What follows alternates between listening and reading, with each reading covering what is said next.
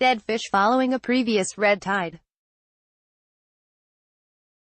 Photo by Terry Ross, Flickr. For months, Rick Scott has faced scorching criticism over Florida's red tide crisis, which has heaped dead fish along the state's shorelines and shuttered its beaches because people literally can't breathe.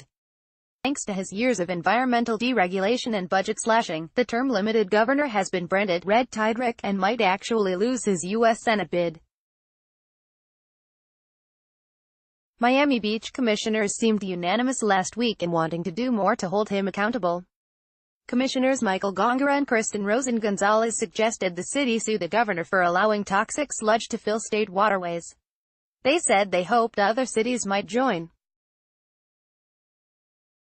Personally believe that the governor's responsible in part for this issue existing, Gongora said during an October 17 commission meeting.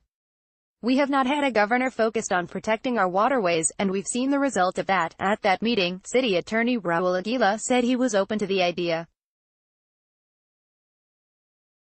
But in a letter to commissioners this week, Aguila reported that after researching the lawsuit, he's recommending the city hold off. Miami Beach has never shied from legal action. It's currently heading to the state Supreme Court to defend its law requiring a higher minimum wage, but a lawsuit against Scott for red tide is likely to be dismissed because the governor is about to leave office, his office said. Gongora said he's changed his mind based on the attorney's recommendation. He tells New Times he's disappointed but doesn't want to spend taxpayer dollars on a lawsuit that probably won't succeed. It's an important claim not only on merits but to send a message from South Florida that we don't appreciate that the governor doesn't pay attention to water quality, he says. It's unclear whether other commissioners will change their stands. One thing that makes pursuing the effort unlikely, while other coastal cities have reported millions in lost revenue due to poisoned shorelines, Miami Beach has never been forced to even close a beach.